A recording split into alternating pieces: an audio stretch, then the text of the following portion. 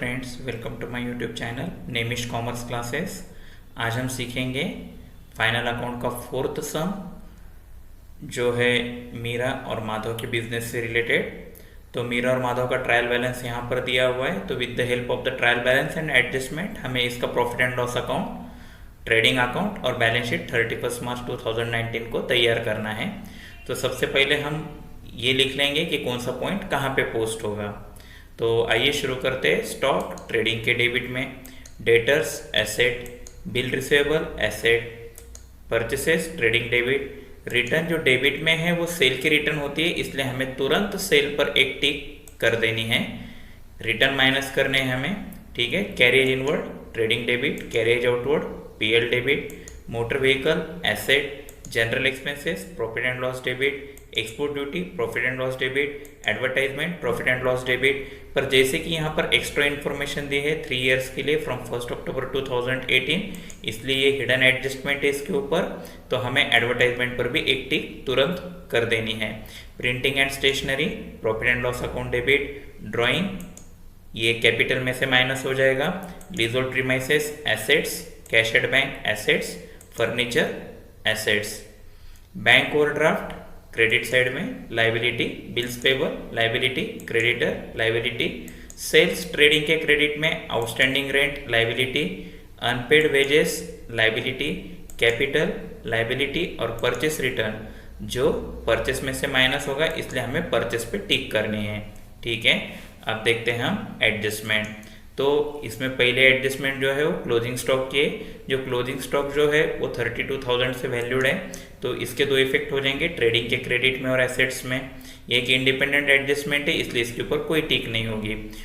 Provide provision for doubtful debt ₹2,000। तो ये जो न्यू आरडीडी जो है, तो ये न्यू आरडीडी हमें डेटर्स में से माइनस करनी है और प्रॉफिट एंड लॉस के डेबिट में लिखनी है, इसलिए हमें डेटर्स पर एक टिक करनी होगी। तो डेटर्स जो सेकंड पॉइंट है डेबिट साइड में, वहाँ पर हमने एक टिक कर दी है, ठीक है। Create reserve for discount on debtor 3%, ये भी डेटर्स में से माइनस हो जाएगा, प्रॉफिट एंड लॉस के डेबिट में आएगा, तो इसलिए हमें डेटर्स पर और एक टिक करनी होगी। इट मीन्स डेटर पर दो एडजस्टमेंट है। अभी valued of leasehold premises on 31 March 2019 ₹1 lakh, ये एडजस्टमेंट लीजहोल्ड प्रीमाइसेस पे है। जितना भी रिटर्न ऑफ हो जाएगा हम उसे माइनस कर देंगे और प्रॉफिट एंड लॉस के डेबिट में लिख देंगे, इसलिए हमें लीजहोल्ड प्रीमाइसेस पर भी क्या करनी है, टिक कर देनी है। तो ये हो गई लीजहोल्ड प्रीमाइसेस पर टिक। अब है outstanding expenses printing and stationery ₹500। तो ये जो आउटस्टैंडिंग एक्सपेंसेस है, तो ये एक्सपेंसेस में ऐड हो जाएंगे और लाइबिलिटीज़ में आ जाएंगे, इसलिए इसका सेकंड इफेक्ट हमें जो है लाइबिलिटीज़ में आता है। लेकिन प्रिंटिंग एंड स्टेशनरी पे एडजस्टमेंट है, तो हमने प्रिंटिंग एंड स्टेशनरी पर भी टिक कर दिए। ध्यान रखिए, हमने डेटर्स पे टिक एक आरडीडी के लिए, एक डिस्काउंट के लिए की है, परचेस रिटर्न के लिए टिक की है, एडवर्टाइजमेंट पर हिडन एडजस्टमेंट है, प्रिंटिंग स्टेशनरी पर आउटस्टैंडिंग है, लीजहोल्ड प्रीमाइसेस रिटर्न ऑफ हुए हैं, सेल्स पर भी रिटर्न के लिए टिक कर दी है। तो नेसेसरी पॉइंट्स पर हमने क्या कर दी, टिक कर दी है एडजस्टमेंट समझने के लिए, और फिर हमने एडजस्टमेंट भी पूरी तरह समझ लिए। अभी हिडन एडजस्टमेंट का कैलकुलेशन हम कर लेंगे। जैसे कि हमें पता है एडवर्टाइजमेंट 4,800 है, लेकिन वो 3 इयर्स के लिए है 1 अक्टूबर 2018 से। तो पहले तो हम ये देख लेंगे 4,800 डिवाइडेड बाई 3 दैट इज 1,600, ठीक है। तो एक साल के लिए 1,600, तो 6 महीने के लिए, 6 महीने यानी क्यों, तो 1 अक्टूबर 2018 से लेकर 31 मार्च 2019 तक के 6 महीने के लिए ये होगा सिर्फ ₹800। तो प्रीपेड एडवर्टाइजमेंट जो है वो हमारी 4,000 है। कैसे 4,000 है, तो 4,800 माइनस 800 दैट इज 4,000। तो ये होगा एडवर्टाइजमेंट के बारे में। फिर से एक बार समझ लीजिए, एडवर्टाइजमेंट है 4,800 जो है 3 इयर्स के लिए, इट मीन्स 1 ईयर के लिए 4,800 डिवाइडेड बाई 3 दैट इज 1,600। फिर 6 मंथ के लिए from 1 October 2018 to 31 March 2019 it is 800। Now prepaid advertisement is 4,000, it means what 4,800 minus 800। तो ये हो गई हमारी पूरी तरह प्रिपरेशन। हमने सम पूरा स्टडी कर लिया, सब पॉइंट्स लिख लिए, और जो जिस पर भी एडजस्टमेंट है उसे टिक कर दी है। फिर हमने पूरा एडजस्टमेंट भी पूरी सोच ली है, हमने हिडन एडजस्टमेंट का भी कैलकुलेशन रेडी कर दिया है। अब हम इसे सॉल्व करेंगे। के लिए सबसे पहले हम लिख लेंगे in the books of Meera and Madhav, फिर बनाएंगे हम ट्रेडिंग अकाउंट, फिर बनाएंगे प्रॉफिट एंड लॉस अकाउंट और आखिरी में बैलेंस शीट। जैसे ही हमारा फॉर्मेट रेडी होता है सबसे पहले हम लोग लिखेंगे दोनों का कैपिटल। तो मीरा का कैपिटल है 75,000 और माधव का भी कैपिटल है 75,000। हमने दोनों का कैपिटल इनर में लिख दिया है और उसके लिए जगह हमने छोड़ दी है। अब है ओपनिंग स्टॉक जो आएगा ट्रेडिंग के डेबिट में, तो हमने ट्रेडिंग के डेबिट में ओपनिंग स्टॉक लिख देना है जिसकी अमाउंट है 25,000, जिस पर कोई एडजस्टमेंट नहीं है इसलिए आउटर में लिख देंगे हम। डेटर्स है 80,500, तो डेटर्स हमारे आ जाएंगे एसेट्स में। तो डेटर्स है 80,500, लेकिन उसके ऊपर एडजस्टमेंट है इसलिए हमने उसे इनर में लिखा है और उसके ऊपर 2 एडजस्टमेंट है, तो मिनिमम 4 लाइन की जगह वहाँ पर छोड़ना ज़रूरी है। ठीक है, फिर है बिल्स रिसीवेबल। तो बिल्स रिसीवेबल जो है, बिल्स रिसीवेबल पे हमारे एसेट्स में आ जाएंगे। बिल्स रिसीवेबल नो एडजस्टमेंट इसलिए हमने उसे बाहर लिख दिया है 10,000 रुपीज़। फिर है परचेसेस, परचेसेस ट्रेडिंग के डेबिट में आ जाएंगे जो है 2,08,500 रुपीज़। हमने परचेसेस इसलिए इनर में लिखे हैं क्योंकि इसके ऊपर एडजस्टमेंट है, क्योंकि हमें रिटर्न इसकी माइनस करनी है। फिर परचेस के बाद में बात करते हैं रिटर्न की। तो डेबिट साइड में जो रिटर्न होती है ट्रायल बैलेंस की वो सेल की रिटर्न होती है, तो हमने यहाँ पर उसे लेस सेल्स रिटर्न बोल के लिख दिया है। सेल के लिए हमने जगह छोड़ दी है क्योंकि अभी सेल का पॉइंट रिकॉर्ड नहीं हुआ है, लेकिन सेल्स रिटर्न हम यहाँ पर रिकॉर्ड करके रख देंगे, दैट इज 1,000 रुपीज़। फिर है कैरेज इनवर्ड। कैरेज इनवर्ड जो ट्रेडिंग के डेबिट में आ जाएगा। तो परचेस के लिए हमने रिटर्न माइनस करने के लिए जगह छोड़ दी और कैरेज इनवर्ड की अमाउंट है 3,000 जो आउटर में आ जाएगी। कैरेज आउटवर्ड है 4,500 जो प्रॉफिट एंड लॉस के डेबिट में आ जाएंगे। Carriage outward 4,500। फिर है मोटर व्हीकल। तो मोटर व्हीकल जो है वो असेट्स में आ जाएगा। मोटर व्हीकल पे कोई भी एडजस्टमेंट नहीं है इसलिए इसे हमने सीधा आउटर में लिख दिया है 55,000। फिर है जनरल एक्सपेंसेस। जनरल एक्सपेंसेस भी प्रॉफिट एंड लॉस के डेबिट में आते हैं, तो जनरल एक्सपेंसेस है 1,800। फिर है एक्सपोर्ट ड्यूटी।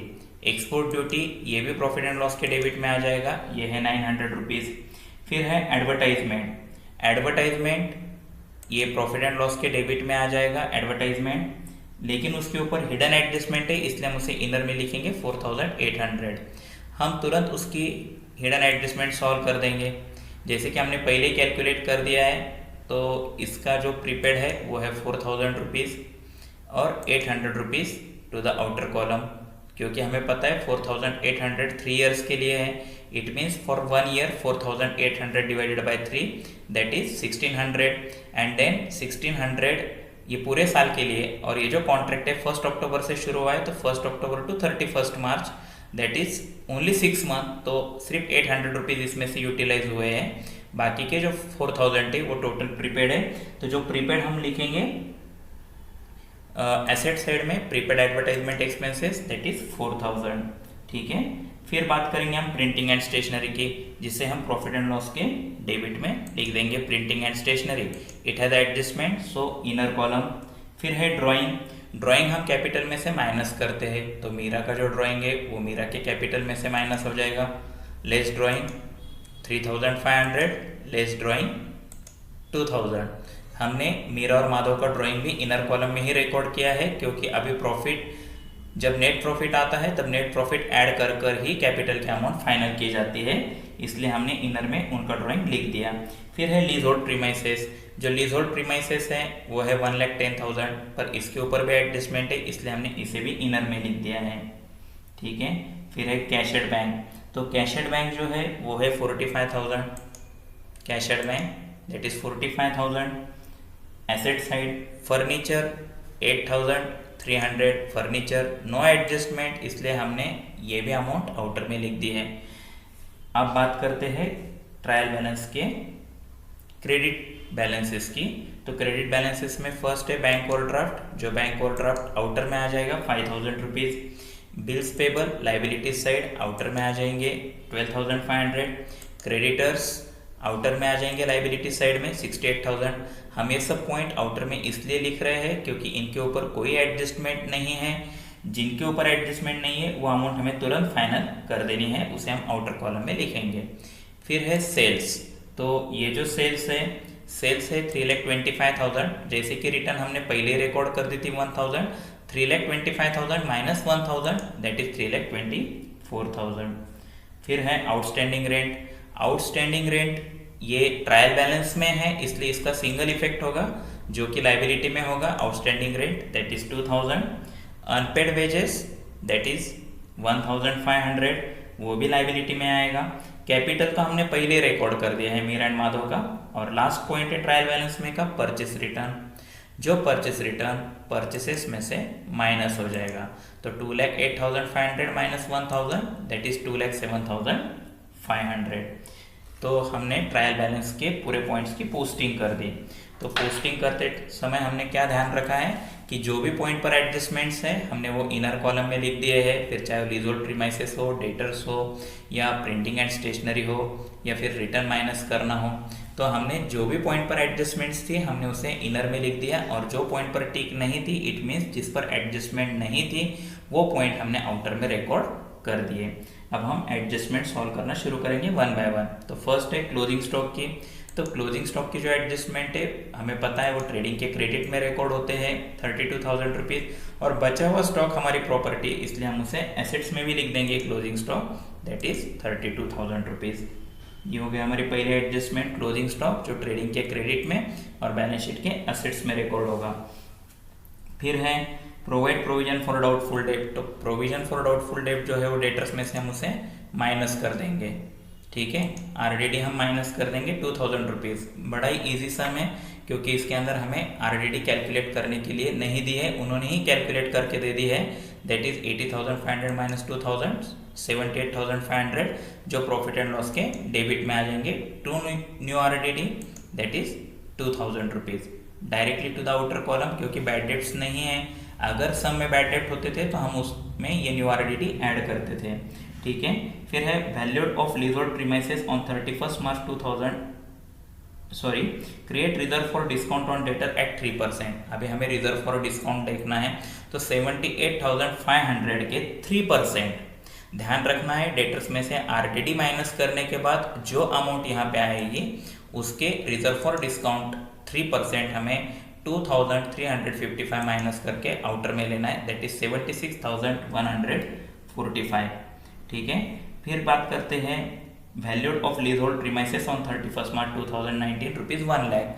तो लीजहोल्ड प्रीमाइसेस जो है वो 1,10,000 के थे, लेकिन आज उसकी वैल्यूएशन सिर्फ 1 लाख रुपीज़ है। इट मीन्स वो रिटर्न ऑफ हो चुके हैं। सबसे पहले तो हमें रिजर्व फॉर डिस्काउंट का सेकंड इफेक्ट लेना है। तो रिजर्व फॉर डिस्काउंट का सेकंड इफेक्ट जो है वो प्रॉफिट एंड लॉस के डेबिट में आ जाएगा 2,355। अब लीजहोल्ड प्रीमाइसेस की बात करें तो आज उसकी वैल्यूएशन 1 लाख है। 1,10,000 के हमारे प्रीमाइसेस थे, लेकिन अभी उसकी वैल्यूएशन 1 लाख है। इट मीन्स 10,000 रुपीज़ के वो क्या हो गए, रिटर्न ऑफ हो गए। तो ये जो 10,000 रुपीज़ के रिटर्न ऑफ हो गए, इसका सेकंड इफेक्ट हम लेंगे प्रॉफिट एंड लॉस के डेबिट साइड में that is return of leasehold premises 10,000। ध्यान में रखना है उन्होंने वैल्यूएशन दिया है 1 लाख रुपीज़, इट मीन्स 10,000 से ही रिटर्न ऑफ है। और आखिरी की एडजस्टमेंट है final adjustment that is the printing and stationery. तो आउटस्टैंडिंग प्रिंटिंग एंड स्टेशनरी जैसे कि हमें पता है आउटस्टैंडिंग एक्सपेंसेस में क्या हो जाता है, ऐड हो जाता है 1,200 प्लस 500 दैट इज 1,700। यहाँ पर ये ऐड होने के बाद में इसे हम लाइबिलिटीज में रिकॉर्ड कर देंगे। Outstanding printing and stationery that is 500।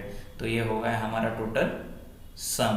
तो सम सॉल्व करते समय हमने किस किस चीज़ों का ध्यान रखा, जो भी पॉइंट पे एडजस्टमेंट नहीं थी वो हमने आउटर में ले लिए, जिस पर भी एडजस्टमेंट थी हमने उसे इनर में लिखा। हर एडजस्टमेंट हमने बड़े ही ध्यान से दोनों इफेक्ट करेक्टली लिख दिए। अब हम देखेंगे इसका ग्रॉस प्रॉफिट। तो ट्रेडिंग अकाउंट क्रेडिट की जो टोटल है वो है 3,56,000।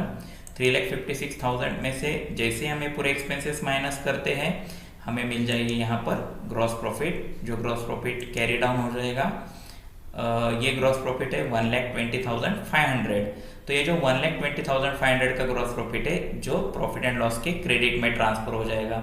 देखिए प्रॉफिट एंड लॉस के क्रेडिट में हम लिखेंगे by gross profit brought down 1,20,500। जैसे ही ये यहाँ पर ग्रॉस प्रॉफिट रिकॉर्ड हो जाता है वैसे ही हम नेट प्रॉफिट फाइंड आउट करना शुरू कर देंगे। तो जैसे कि हम देख सकते हैं कि क्रेडिट की टोटल ज़्यादा है, इसलिए हमने क्रेडिट के लिख दिया 1,20,500। फिर सेम अमाउंट हमने डेबिट में भी लिख दी 1,20,500।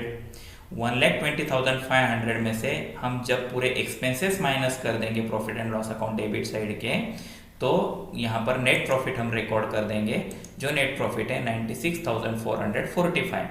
अब सब में तो इन दोनों का कोई रेशो नहीं दिया है मीरा माधव का, it means simply they are the equal partner. तो मीरा और माधव में हम दोनों में ये हाफ ऑफ डिस्ट्रीब्यूट कर देंगे, 1:1 से हम इसे डिस्ट्रीब्यूट करेंगे। तो हमने मीरा को दे दिए 48,223 और माधव को दे दिए 48,222। Just to round it up हमने ऐसा किया है। देखो मीरा के कैपिटल में हमने मीरा का प्रॉफिट ऐड कर दिया, दैट इज 48,223। अब मीरा का कैपिटल था 75,000, उसका प्रॉफिट था 48,223, उसका ड्राइंग था 3,500, जो माइनस हो जाएगा, प्रॉफिट ऐड होगा और ड्राइंग लेस होगा, तो उसकी फाइनल अमाउंट है 1,19,723। सेम माधव के बारे में भी हम वही करेंगे। माधव का प्रॉफिट हम माधव के कैपिटल में ऐड कर देंगे। माधव का प्रॉफिट है 48,222, 75,000 plus 48,222 less drawing 2,000, that is 1,21,222। जैसे हमने इसके अंदर से ये कैपिटल की अमाउंट, मीरा की कैपिटल की और माधव की कैपिटल की फाइनल अमाउंट हमें मिल जाती है, हम एसेट और लाइबिलिटी दोनों साइड की टोटल कर देंगे। तो हमारी असेट्स की टोटल है 3,30,445 और सेम टोटल हमारी लाइबिलिटीज़ की आ रही है 3,30,445।